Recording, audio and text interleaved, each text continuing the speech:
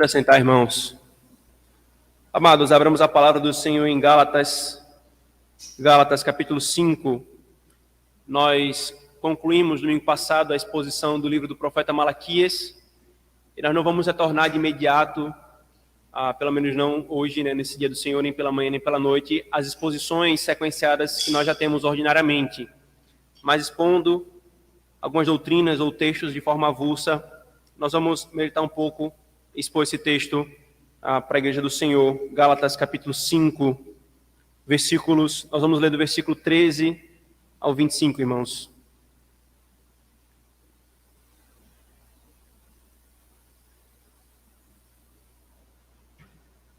Gálatas capítulo 5, versículo 13 ao 26, na verdade. Essa é a palavra do Senhor, irmãos. Porque vós, irmãos, fostes chamados à liberdade, porém não useis da liberdade para dar ocasião à carne. Sede antes servos uns dos outros pelo amor. Porque toda a lei se cumpre em um só preceito, a saber, amarás o teu próximo como a ti mesmo. Se vós, porém, vos mordeis e devorais uns aos outros, vede que não sejais mutuamente destruídos. Digo, porém, andai no Espírito, e jamais satisfareis as concupiscências da carne. Porque a carne milita contra o Espírito, e o Espírito contra a carne, porque são opostos entre si, para que não façais o que porventura seja do vosso querer. Mas se sois guiados pelo Espírito, não estáis sob a lei. Ora, as obras da carne são conhecidas, e são prostituição, impureza, lascívia, idolatria, feitiçaria, inimizades, porfias, ciúmes, iras, discórdias, dissensões, facções, invejas, bebedices, glutonarias e coisas semelhantes a estas, a respeito das quais eu vos declaro, como já outrora vos preveni, que não herdarão o reino de Deus os que tais coisas praticam. Mas o fruto do Espírito é amor, alegria, paz, longanimidade, benignidade, bondade, fidelidade, mansidão, domínio próprio. Contra estas coisas não há lei. E os que são de Cristo Jesus crucificaram a carne com as suas paixões e concupiscências. Se vivemos no Espírito, andemos também no Espírito. Não nos deixemos possuir de vanglória, provocando uns aos outros, tendo inveja uns dos outros. Amém. Oremos, irmãos. Senhor, conduz-nos, Senhor, a Tua palavra. Abre os nossos olhos, os nossos ouvidos, o nosso coração, de forma que espiritualmente entendamos as verdades que estão aqui, Senhor, expostas a nós. Isto é, espiritualmente pela obra do Teu Espírito, Senhor. Nós oramos rogando a Tua misericórdia. Em nome de Jesus. Amém. Irmãos, se tem uma coisa que perturba muito o coração nosso como povo de Deus, como crente, é saber a lei, saber o que Deus quer que nós devemos fazer e, por vezes, recorrentemente, nos vermos tropeçando, falhando e muito aquém do que o Senhor quer para nós. E como isso desanima o nosso coração. Como isso desanima a nossa caminhada com o Senhor. Nós começamos a questionar, como nós vimos hoje pela manhã, a parte da doutrina da consciência. A consciência passa a ficar culpada e o nosso coração começa a cambalear, até mesmo a questionar a salvação. Só que, irmãos, se tem uma coisa que a Escritura é clara na Nova Aliança, claríssima como um sol ao meio-dia, é o fato de que o conhecimento da lei não é suficiente para nos conduzir à santificação. Se tem uma coisa que o apóstolo Paulo é claro em todas as suas epístolas praticamente, mas especialmente em Romanos e mais especialmente ainda em Gálatas, é que a lei não tem poder. O o mero conhecer a lei não traz eficácia para obedecê-la. E aí nosso coração poderia se desesperar mais ainda. O que é que eu vou fazer? Se conhecer e entender a lei, que já não é tão fácil, nós poderíamos pensar, não é suficiente, qual é a minha esperança? Qual é a minha esperança? Tanto em Romanos, capítulo 8, quanto aqui em Gálatas, capítulo 5, o apóstolo Paulo nos apresenta qual é a nossa esperança. E a esperança, irmãos, reside na obra de uma pessoa, a pessoa do Espírito Santo. Quando nós estávamos em Adão, irmãos, nosso primeiro cabeça, nós perdemos tudo o que nós tínhamos do Senhor. Tudo o que nós tínhamos do Senhor. Se nós tínhamos comunhão com Ele, ela foi perdida. Se nós tínhamos paz com Ele, ela foi convertida em inimizade. Se havia uma fruição de amor, ela foi interrompida por uma postura de ódio e de altivez da nossa parte para com Ele, da parte dEle para conosco, no sentido do nosso pecado. Perdemos tudo isso, irmãos. E Cristo, com a sua obra, então, vem nos dar aquilo que nós já não temos por nós mesmos. Mas, novamente, como eu tenho acesso a isso? Como isso me é dado? A resposta, irmãos, está aqui em Gálatas, capítulo 5. O apóstolo, irmãos, escreveu o livro aos Gálatas, é provavelmente a primeira epístola do Novo Testamento. Nós não sabemos de certeza, há uma concorrência, uma disputa com 1 Tessalonicenses, uma das primeiras epístolas que o apóstolo Paulo escreveu, sem dúvida. E Galácia foi uma das regiões em que ele foi anunciar o evangelho como apóstolo aos gentios. E curiosamente, irmãos, o apóstolo Paulo escreve essa carta, ele escreve essa carta para resolver um problema gravíssimo que as igrejas dessa região estavam passando. Gravíssimo. Tão grave e tão sério, irmãos, que de todas as epístolas do apóstolo Paulo, essa é a única que o apóstolo Paulo não começa a epístola com loas, com louvores a Deus pela vida daqueles irmãos, orando ao Senhor, rogando coisas. Não, irmãos. O apóstolo Paulo já começa essa epístola, como a gente fala aqui no Nordeste, dando voadora, dizendo: vocês estão loucos? Em resumo, poderia ser feito dessa forma. O que estava acontecendo, irmãos, com essa igreja? Eles, irmãos, haviam recebido o evangelho do apóstolo Paulo, o evangelho centrado em Cristo, o evangelho da suficiência em Cristo, o evangelho da dependência de Cristo. E como acontecia no contexto do primeiro século, muitos judeus que estavam abraçando a fé cristã, mas sem querer abandonar os rudimentos da antiga aliança, estavam indo nas igrejas gentílicas, cidade em cidade, anunciando a esses gentios que eles deveriam continuar guardando a lei cerimonial. E às vezes, em alguns casos, até mais, dizendo que eles deveriam guardar para a salvação. Se eles não guardassem, por exemplo, a circuncisão, eles não eram crentes no Senhor de verdade. E muitos estavam se deixando seduzir por isso. E qual o grande perigo aqui, irmãos? É a sedução de que por nossas obras nós podemos fazer algo diante do Senhor. De que por nossa força nós podemos alcançar a justificação, nós podemos ser aceitos diante do Senhor. Então o apóstolo Paulo escreve essa carta, irmãos. Veja, por favor, o versículo 6, um resumo muito claro dela, do capítulo 1.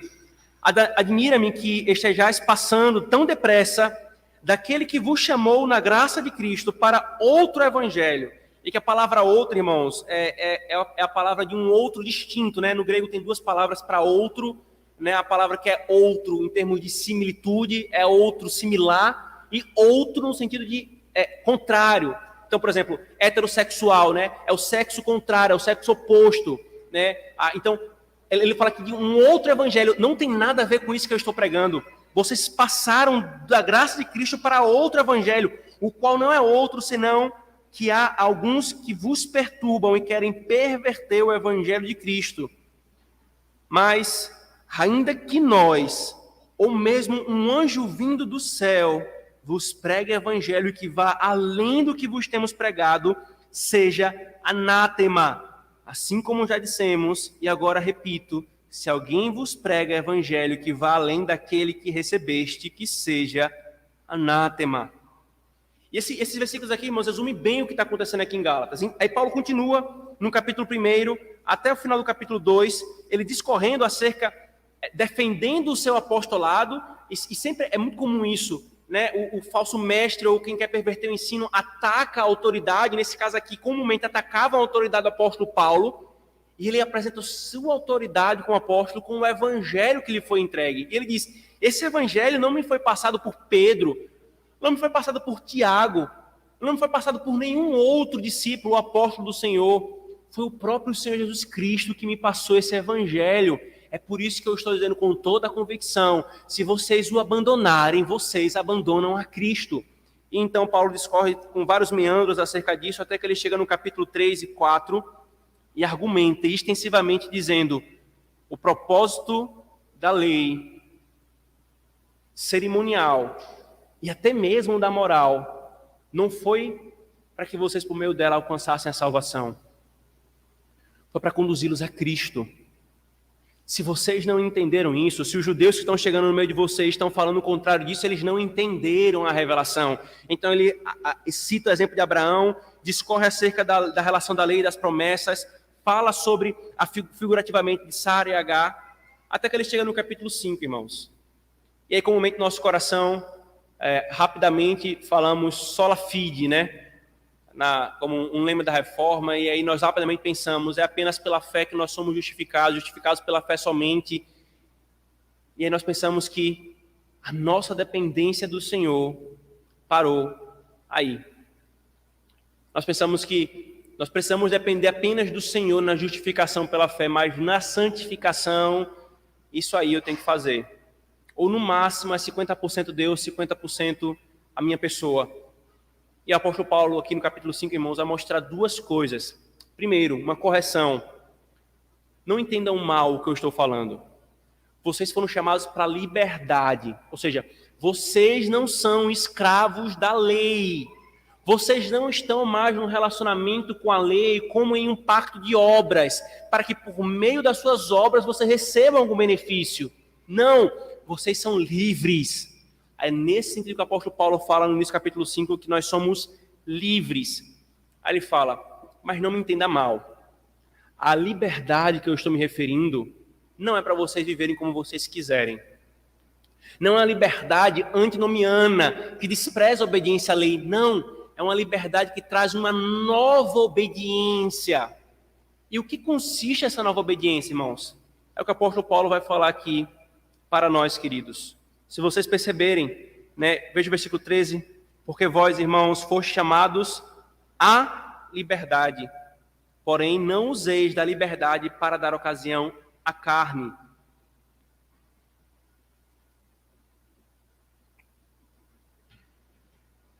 E aqui, irmãos, Paulo vai falar sobre como não dar ocasião à carne. Como nós usarmos da liberdade que o Senhor nos deu.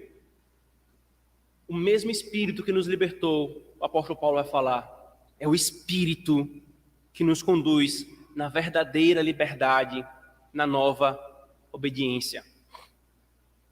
Como é comum, irmãos, não de hoje, isso não é de hoje, isso não é de ontem, isso é de há muito. Como é comum muitos quererem enfatizar, após o século apostólico, após aquele primeiro momento em que a revelação estava sendo concluída, muitos querem enfatizar que a principal obra do Espírito consiste em dons carismáticos, em dons extraordinários, em milagres, em todo tipo de coisa. A ênfase, irmãos, no Novo Testamento, da principal obra do Espírito, é essa que o apóstolo Paulo vai falar aqui. É a santificação. Quanto mais santidade, irmãos, a verdadeira santidade, mas a obra do Espírito está sendo operada ali naquele coração. Paulo vai falar exatamente sobre isso, irmãos. Paulo começa contrastando aqui, então, queridos, versículo 16. Digo, porém, andai no Espírito e jamais satisfareis as concupiscências da carne. Ele continua, porque a carne milita contra o Espírito e o Espírito contra a carne, porque são opostos entre si, para que não façais o que porventura seja do vosso querer. Mas se sois guiados pelo Espírito, não estáis sob a lei. O que é que Paulo está falando aqui, irmãos? Primeira coisa básica aqui, é que A carne e o espírito são antagônicos, são contrários. E o que é carne e o que é o espírito que o apóstolo está falando aqui? O Novo Testamento, irmãos, quando vai falar de carne, ele faz referência à carne como, por exemplo, a Cristo encarnou, ele assumiu a nossa carne. Então ele está falando carne no sentido de corpo, da matéria, né? Muitas vezes vai falar da carne no sentido da criação de uma forma geral. Mas comumente, e é o caso aqui desse texto, quando o apóstolo Paulo se refere à carne aqui, ele está se referindo à estrutura em queda e em pecado. Em outra forma de falar, a nossa natureza corrompida pelo pecado. As nossas inclinações do nosso coração para o que é pecaminoso. É tanto que o apóstolo Paulo faz referência a não fazer o vosso querer. Mostrando que o nosso querer não é neutro. O nosso querer é a nossa carne, o nosso querer corrompido, caído, e a carne, elas caminham juntos. E o que é contrário a tudo isso? Carne não é contrária à carne. O espírito, irmãos, é contrário à carne. O espírito é contrário à carne. Vocês vão entender já o porquê desse destaque de carne não é contrário à carne, mas o espírito é contrário à carne.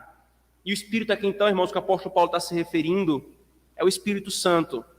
De forma que, se andai no Espírito, é a ordem, e jamais satisfareis as concupiscências da carne. Qual é a estrutura que Paulo está apontando aqui para nós, irmãos? A estrutura não é andem no Espírito e não satisfaçam o desejo da carne. Sim, nós não devemos satisfazer. Mas o que Paulo está nos ensinando aqui, irmãos, é como, crente, eu e você vamos lutar contra o pecado. Não é simplesmente no sentido negativo. Não é com meras leis, meras resoluções. Só é possível não satisfazer o desejo da nossa carne, irmãos, quando nós andamos no Espírito. A estrutura no grego aqui é: andem no Espírito. E qual é a consequência? Vocês não vão satisfazer os desejos da sua carne. De forma que quanto mais nós andamos no Espírito, menos a nossa carne é satisfeita. Quanto mais andamos no Espírito, mais santificação ocorre em nossa vida.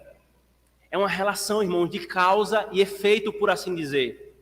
Andai no Espírito, e de modo algum satisfareis o desejo da vossa carne. Por que o apóstolo Paulo fala? Porque a carne milita contra o Espírito, e o Espírito contra a carne. E aí Paulo deixa claro aqui, irmãos, que nessa luta, ou melhor, nessa relação, há uma guerra que está sendo travada. E se nós queremos lutar essa guerra, irmãos, se eu e você realmente gememos por causa da nossa carne, nós devemos andar no Espírito e deixar de lado todo e qualquer esforço carnal, andar no Espírito. Como, irmãos, muitos vivem a vida como se não estivessem em guerra. Eu gosto muito dos filmes da Segunda Guerra Mundial, por diversas razões, né? Não vou linká-las todas aqui agora. Mas se tem uma coisa que chama a atenção, é a maneira como os militares, os soldados estavam e andavam em guerra. Ainda mais na Segunda Guerra Mundial, que era o conceito de guerra total. Não havia isso de ambientes corteses, de civilidade, de cavalheirismo, não. Era guerra total, era todo instante, qualquer canto que você estivesse. Você estava tomando banho, como mostra um filme, e um sniper à distância atira na sua cabeça. Guerra. Tem um cântico cristão moderno, né, que fala assim: hoje tem guerra, amanhã também. É guerra, guerra, guerra.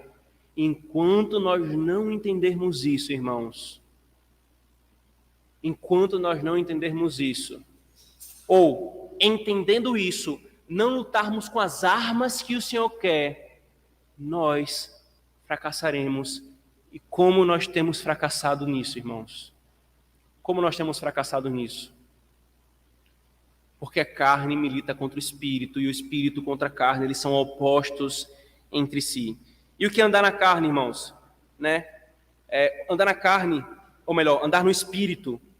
Paulo também fala sobre isso em Romanos, mas aqui em Gálatas, né, a minha intenção, irmãos, eu esqueci de avisar, não é fazer uma exposição extensiva desse texto. Quando nós formos expor a Gálatas, certamente passaremos com ele de forma mais cuidadosa em vários pontos aqui, mas apenas mostrar a ideia central desse texto, ou o que a gente chama de grande ideia do texto com relação à santificação. E o que é andar aqui no Espírito, irmãos? Paulo vai trazer outras 3 expressões. Andar no Espírito, ser guiados pelo Espírito, e versículo 22, o fruto do Espírito. Essas 3 coisas, irmãos, estão interligadas, elas são basicamente sinônimos para a mesma coisa. E, em resumo, como o nosso catecismo fala, é uma forma de se expressar a nova obediência do crente em Cristo. O crente em Cristo não é chamado, como Paulo falou, à libertinagem. Ele foi liberto da lei como um pacto de obras. Mas isso não quer dizer que ele vai viver, então, segundo a carne. Não. Então, qual é a situação do crente? Aquele que crê em Cristo, a situação dele é chamada a uma nova obediência. Mas ele continua não tendo poder. E aí Paulo fala aqui, irmãos, por isso eu quero focar nesse conceito aqui, versículo 22, por favor.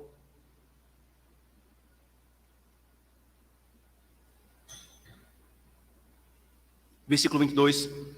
Mas o fruto do Espírito é amor, alegria, paz, longanimidade, benignidade, bondade, fidelidade, mansidão, domínio próprio. Contra essas coisas não há lei. A carne, irmãos, Paulo fala, ela tem obras, ela opera. O que é natural nosso, o que é que pertence a nós, o que é que nós produzimos entregues a nós mesmos. Nós produzimos imoralidade sexual, impureza, lascívia, idolatria, feitiçaria, inimizades, porfia, ciúmes, iras, discórdia, dissensões, facções, invejas. Tudo isso aqui é natural nosso, Paulo está falando. Essas aqui são as obras da carne. Solte as rédeas. É isso que vai aparecer naturalmente.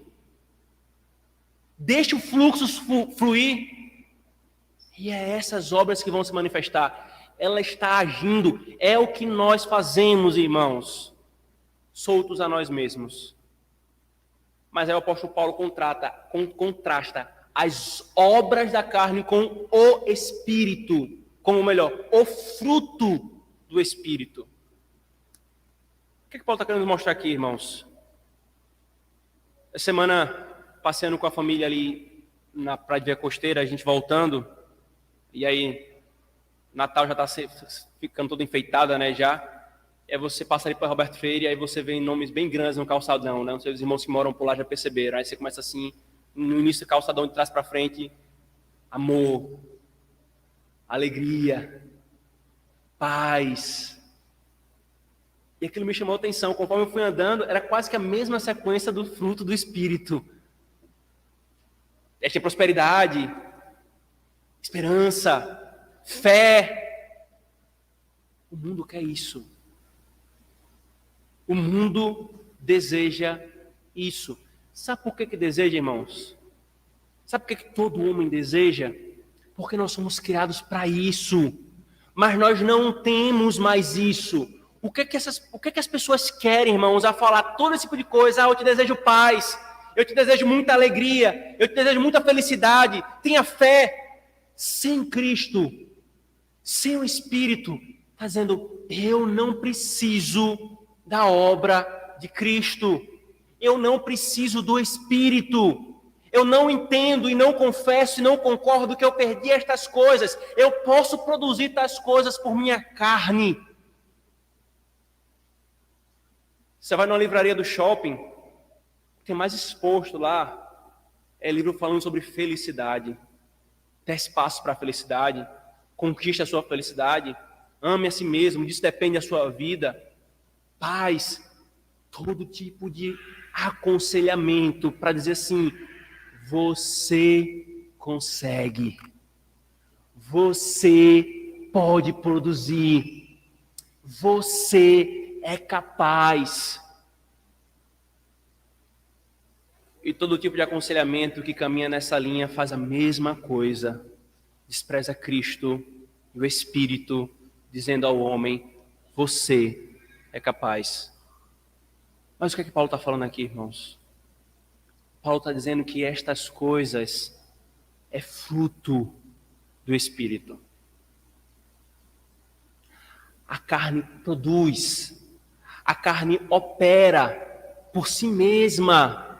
Ela não precisa de ajuda, não. Ela gera aquilo. Mas amor, alegria, paz, bondade, longanimidade, estas coisas, elas são produzidas de fora de nós. Elas são geradas, elas são plantadas. Se isso não acontecer, não há tais coisas, irmãos. O que o Senhor quer que nós entendamos, queridos, é que nós precisamos do Espírito, não só para a justificação, nós precisamos do Espírito para a santificação também, irmãos. Também para isso. Não é o mero conhecimento da lei, irmãos. Não é a capacidade nossa. A obra de Cristo, irmãos, não é uma limpadinha para que você vá lá e consiga fazer sozinho. Estávamos mortos. Ele está dizendo a justificação. Vocês precisam de mim.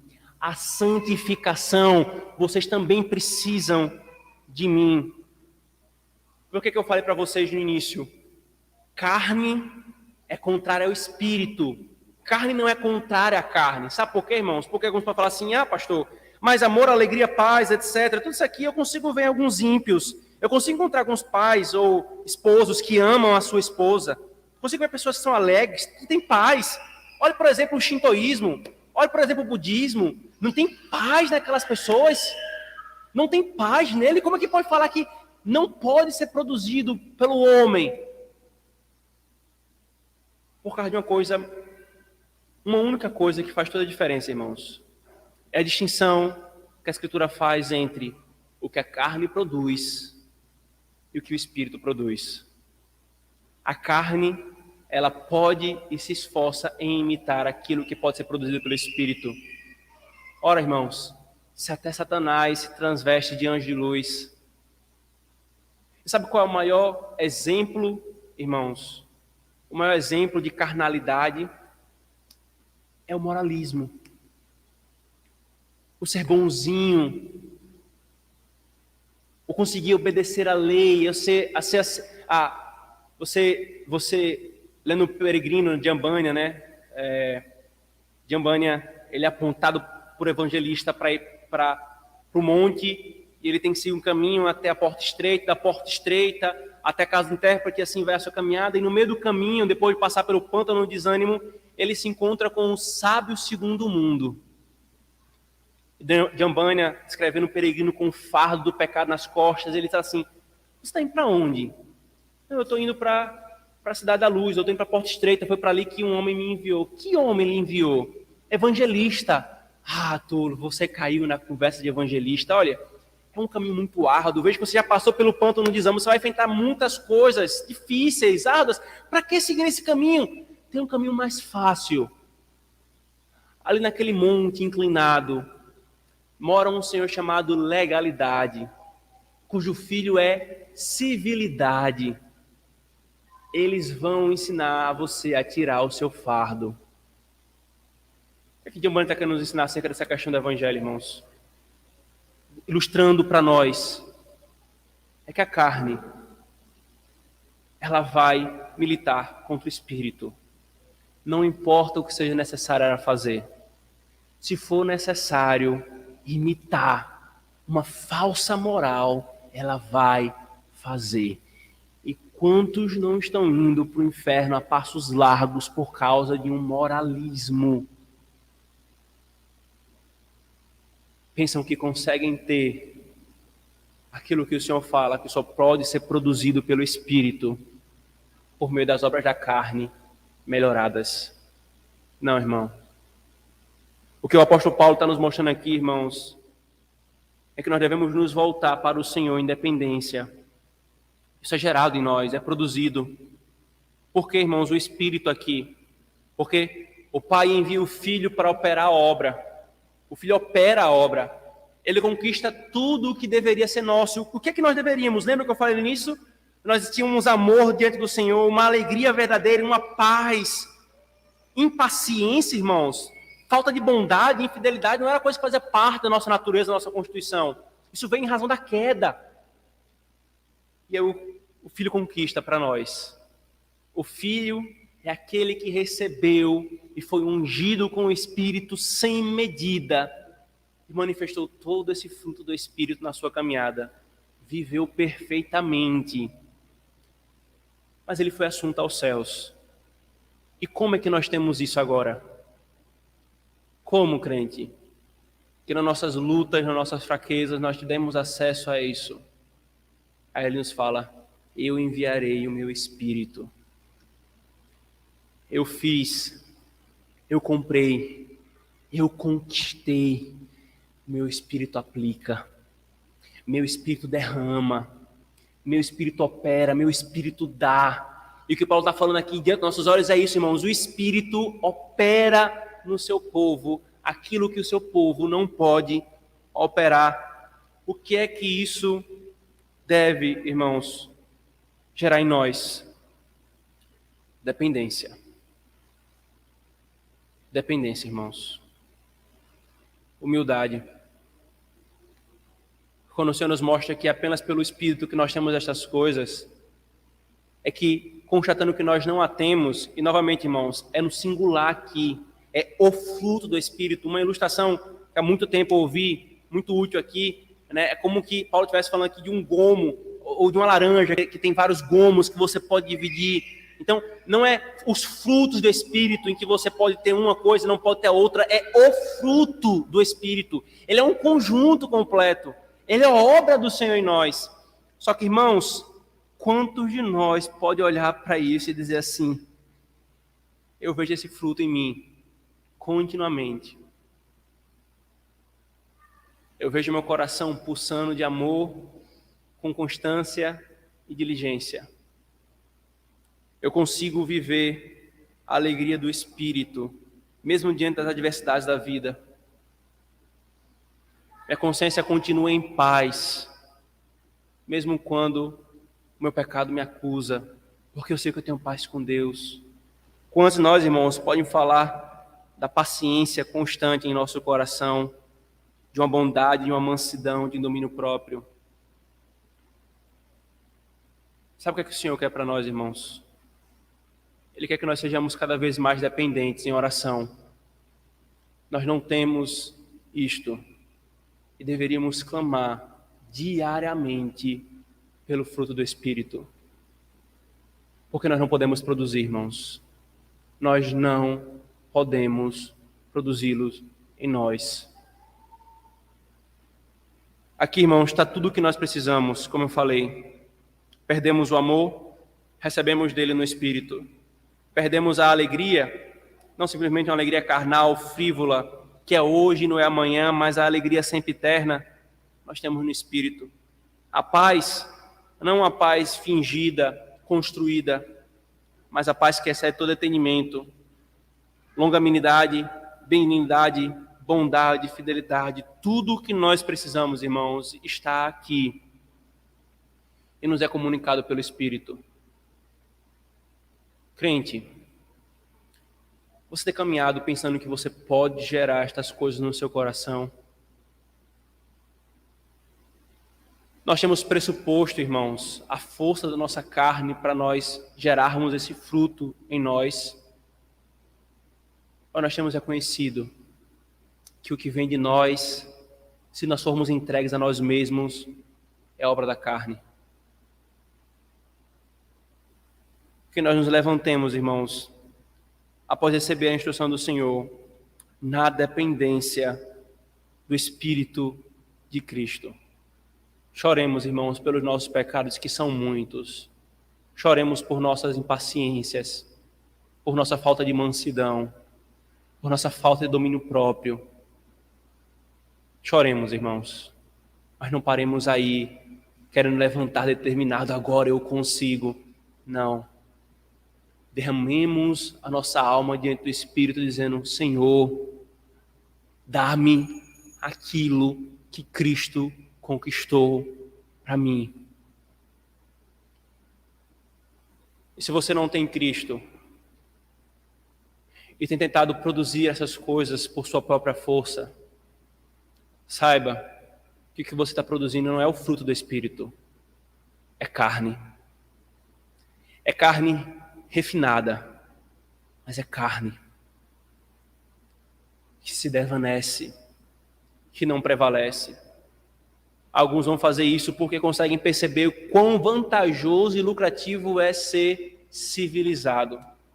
Alguns vão fazer isso porque conseguem perceber que há muitos frutos nisso. É bom passar aos olhos dos outros como uma pessoa moralmente boa. O orgulho vai impelir a fazer isso, porque quer estar acima da massa.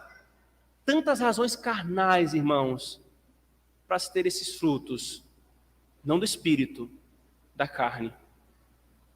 Mas se você quer ter esse verdadeiro fruto, o primeiro passo é reconhecer: eu não posso gerá-lo. O segundo é gritar: Senhor, gera em mim.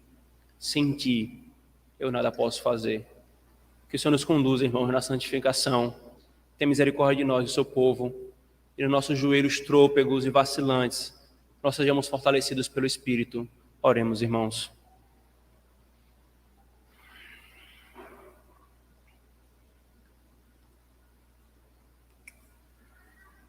Senhor, como nosso coração fica triste, Senhor, diante das nossas fraquezas, cientes da Tua lei, da Tua vontade, cientes do que nós devemos fazer, nós vemos em nossas mãos, em nossos membros, em nossa língua, em nosso pensamento, Senhor, outra coisa, no sentido contrário ao que Tu queres, Senhor.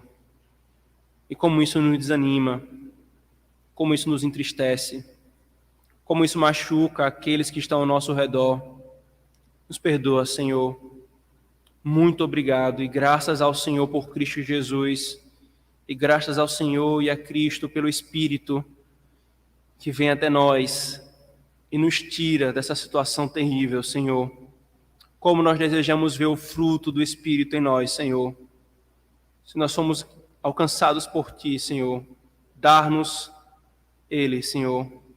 Faz-nos vê-lo em nossa vida, Senhor. Conduze-nos, que nós andemos no Espírito e então jamais demos ocasião e satisfação às concupiscências da carne, Senhor. Que nós não sejamos conduzidos pelo nosso querer, mas sejamos guiados pelo Teu Espírito, porque nós não somos escravos e servos da carne, mas escravos e servos de Cristo, escravos e servos da Tua justiça, pelo Espírito, Senhor. Tem misericórdia de nós e gera tais coisas em nós. Nós oramos, Senhor, confessando a nossa fraqueza e debilidade e clamando pelo Senhor. Em nome de Jesus. Amém. Amém.